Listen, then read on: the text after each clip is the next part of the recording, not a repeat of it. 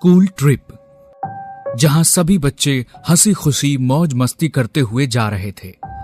लेकिन आगे उनके साथ कुछ ऐसा हुआ कि वो स्कूल ट्रिप मौत की ट्रिप में बदल गई। आइए जानते हैं कि आखिर ऐसा क्या हुआ उन बच्चों के साथ। स्कूल के बच्चे ट्रिप के लिए जा रहे होते हैं। रात के समय रास्ते में बस को एक झटका लगता है, जिससे नेहा सामने बैठी एक औरत के पास आ जाती है और उसके गोद में सोए उसके बेटे का चेहरा देख लेती है, जो कि एक कंकाल था और उसके चेहरे पर कीड़े रेंग रहे थे। दिल्ली के स्कूल से नैनीताल के लिए एक स्कूल ट्रिप पर जा रहा होता है, जिसमें सभी बच्चे हंसते नाचते जा रहे थे। धीरे धीरे रात बढ़ने लगती है और बस अब नैनीताल के पहाड़ों पे चलने लगती है और बच्चे नाच रहे थे कि तभी अचानक ही ड्राइवर ब्रेक लगा देता है। क्या हुआ ड्राइवर, ऐसे बीच रास्ते में बस क्यों रोक दी? मैडम जी, वो देखो एक औरत जो बस के सामने आ गई है। मदद जी, मेरी मदद करो। मेरा घर ऊपर पहाड़ी की तरफ है और रात काफी हो गई है। मुझे भी बस में बिठा लो, मेरा बच्चा काफी छोटा है, मदद करो मेरी। टीचर बाकी सभी टीचर से बात करके उस औरत को बस में बिठा लेती है। उसी बस में नेहा अपनी दोस्त पूजा और उसके भाई रोहन के साथ इस ट्रिप पे आई थी। नेहा थोड़ी देर पहले तक नाच और खेल रही थी, लेकिन उस औरत के आते ही उसको कुछ अजीब सा लगने लगता है। लेकिन उस पर ध्यान न देकर नेहा वापस से खेलने कूदने लगती है। तभी बस को एक झटका लगता है, जिससे औरत ने अपने बच्चे को जिस कपड़े से ढका हुआ होता है वो खुल जाता है और नेहा वहीं पास में खड़ी थी, तो वो बच्चे को देखने की इच्छा से औरत के पास जाती है और बच्चे के चेहरे को देखते ही जोरों से चीखने लगती है। क्या हुआ नेहा? मैम, वो बच्चा कंकाल। क्या कहना चाहती हो, क्या हुआ है? नेहा डरते डरते कहती है, मैम वो बच्चा नहीं है, वो कंकाल है। नेहा की बात सुन सभी हैरान हो जाते हैं और उस औरत को देखने लगते हैं। तभी वो औरत हंसते हुए अपने बच्चे का चेहरा खोलकर सभी को दिखा देती है और वो एक नॉर्मल सा बच्चा ही था। नेहा, वो देखो बच्चा ही तो है। देखो, तुम्हें ही देख रहा है।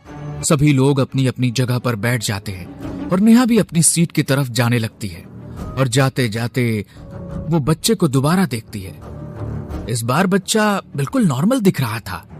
नेहा भी शांत हो जाती है और सभी फिर से मौज मस्ती करने लगते हैं। तभी औरत कहती है, बस मैडम जी, यहाँ ही रोक दीजिए बस। और वो औरत बस से उतर जाती है और जाते वक्त उसके बच्चे का खिलौना बस में ही गिर जाता है, जो रोहन उठाकर अपने पास रख लेता है। उसके जाने के बाद नेहा जब खिड़की से उस औरत को देखती है तो वो बस के पीछे की तरफ जा रही होती है और तभी अचानक ही औरत अपना सर घुमाकर नेहा को देखने लगती है और एक शैतानी हंसी हंसती है। तभी नेहा अपनी टीचर को देखने को कहती है। तभी वो औरत अपना सिर वापस से घुमाकर नीचे की तरफ को ही जाने लगती है। मैम, मैं सच कह रही हूँ, वो बिना घुमे ही पूरा सिर घुमाकर मुझे देख रही थी। नेहा, मुझे लगता है तुम कुछ ज्यादा ही थक गई हो। और इतनी ही देर में बहुत तेज आवाज होती है और बस एक बार फिर रुक जाती है। क्या हुआ? ये कैसी आवाज थी? मैम, वो बस का एक टायर पंचर हो गया है, अब तो ये कल ही ठीक होगा। सभी टीचर्स आपस में बात करते हैं और पास के एक होटल में रुकने को कहते हैं। सभी बच्चे डिनर करके सोने के लिए अपने अपने कमरे में जाने लगते हैं। नेहा, पूजा और पूजा का भाई एक ही रूम में रहने वाले थे। क्योंकि पूजा का भाई काफी छोटा था, इसलिए पूजा उसको अपने साथ ही रखती है। और इस वक्त रोहन के पास वही खिलौना है जो उस औरत के बच्चे का था। रोहन उस खिलौने के साथ तब से खेल रहा था और तीनों अपने कमरे में आ जाते हैं। कमरा बहुत सुंदर था और उनके कमरे की खिड़कियों से हल्की हल्की ठंडी हवा आ रही थी। नेहा खिड़की से बाहर देखने लगती है। चल यहाँ सोते हैं, मुझे बहुत जोरों की नींद आ रही है। ऐसा कहकर दोनों सोने के लिए लेट जाती हैं, लेकिन रोहन अभी भी उसी खिलौने से खेल रहा होता है और अकेले ही उस खिलौने से बात कर रहा होता है। रोहन, चल सो जा, इस खिलौने को रख दे, कल खेल लेना। रोहन ने जैसे कुछ सुना ही ना हो। इस बात से पूजा चिढ़ जाती है और रोहन के पास जाकर उसका खिलौना उसी खिड़की के बाहर फेंक देती है। रोहन गुस्से में पूजा को देखने लगता है और एकदम से चीखने लग जाता है। मेरा खिलौना दो, मेरा खिलौना दो, मेरा खिलौना दो।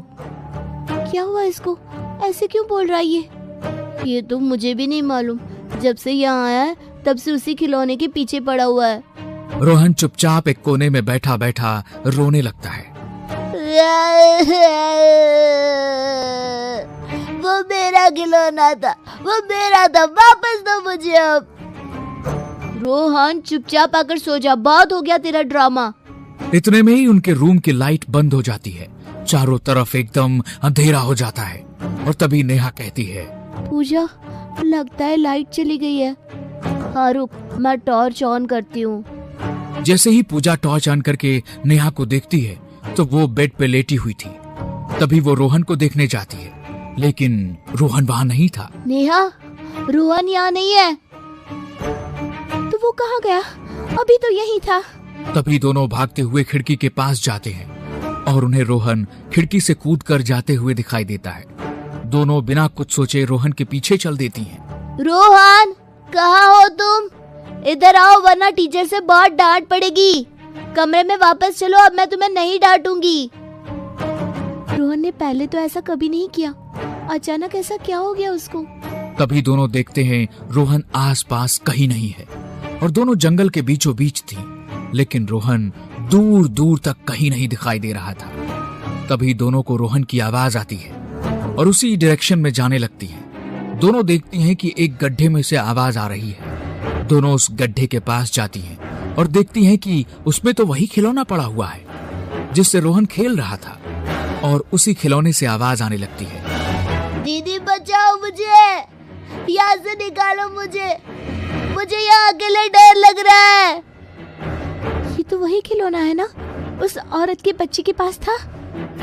हाँ, जाते वक्त ये खिलौना रोहन ने उठा लिया था, लेकिन इस खिलौने से रोहन की आवाज कैसे आ रही है और रोहन है कहाँ? कुछ तो अजीब है यहाँ। तभी जोरदार चीख के साथ वो खिलौना गड्ढे में से गायब हो जाता है और ये देख दोनों वहाँ से भागने लगती है और भागते हुए वो एक घर के पास पहुँचती है। पूजा, इस घर में चलो, हमें इनसे मदद लेनी चाहिए। दोनों उस घर के अंदर जाती है। घर बिल्कुल वीरान पड़ा हुआ होता है। कोई है घर में? हमें मदद चाहिए। तभी उस घर में से वही औरत निकल कर आती है। क्या मदद चाहिए बच्चों? तुम यहाँ? हाँ, ये मेरा घर है। बोलो क्या चाहिए तुम्हें? मेरा भाई इन जंगलों में कहीं खो गया है, उसको ढूंढने में मदद चाहिए। मैं कहीं नहीं जा सकती, मेरा बच्चा घर पर अकेला है। तभी नेहा की नजर बच्चे के हाथ पे जाती है जिसके पास रोहन जैसा ही एक और खिलौना था। ये देख नेहा उस बच्चे के हाथ से वो खिलौना छीन लेती है। ये तुमने क्या किया?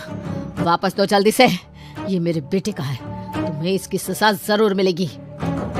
ये खिलौना तो रोहन के पास भी था। कहाँ है रोहन? क्या किया है तुमने उसके साथ? तभी औरत की गोद में बच्चा रोने लगता है और वो बच्चा रोहन होता है जिसकी आंखें अब लाल लाल हो रखी थी। और ये देख नेहा उस खिलौने को घर के बाहर फेंक देती है। रोहन उल्टा दीवार पे चलते हुए घर से बाहर चला जाता है और वो औरत देखते ही देखते खौफनाक चुड़ैल में बदल जाती है और हवा में उड़ते हुए दोनों के पीछे पड़ जाती है।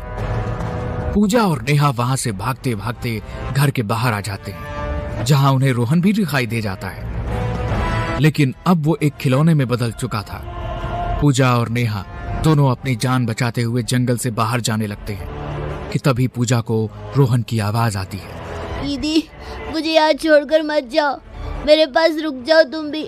देखो ना मुझे कितनी चोट लगी है, मुझे बहुत दर्द हो रहा है दीदी। पूजा, वो रोहन नहीं है, मत जाओ आगे, वो तुम्हें भी मार देगी। वो चुड़ैल है, रोहन को उसने पहले ही मार दिया है, अब वो तुम्हें भी मार देगी। मत जाओ उसके पास। नहीं, वो रोहन है, मुझे बुला रहा है, मुझे उसके पास जाना है। वो देखो, वो रोहन है, उसको कितनी चोट लगी है। और पूजा रोहन के पास जाती है। तभी वहाँ वही औरत आ जाती है और पूजा और रोहन को अपने साथ उड़ाकर ले जाती है। ये देख नेहा वहाँ से भागने लगती है और भागते भागते रोड पे आ जाती है और थक कर बेहोश हो जाती है। और अगले दिन वह जब उठती है तो देखती है कि जंगल से पूजा और रोहन दोनों की डेड बॉडी मिली है। किसी को मालूम नहीं होता कि आखिर दोनों के साथ क्या हुआ था। तभी उस गांव का एक आदमी कहता है कि यहाँ जंगल में एक औरत अपने बेटे के साथ रहा करती थी और एक दिन होटल बनाने के लिए कुछ लोग उसकी जमीन को कब्जे में करने के लिए गए और उसके मना करने पर उसके बेटे और उसको पहाड़ से फेंककर मार दिया था। तब से उसकी आत्मा यहाँ पर आने वाले बच्चों को मार देती है और अपने साथ ले जाती है। अगर इस बारे में पहले पता होता तो शायद स्कूल वाले ट्रिप लेकर यहाँ नहीं आते और ना ही पूजा और रोहन की जान जाती। तभी नेहा देखती है रोहन का खिलौना उसकी लाश के पास है और उसकी आंखें चमक रही हैं।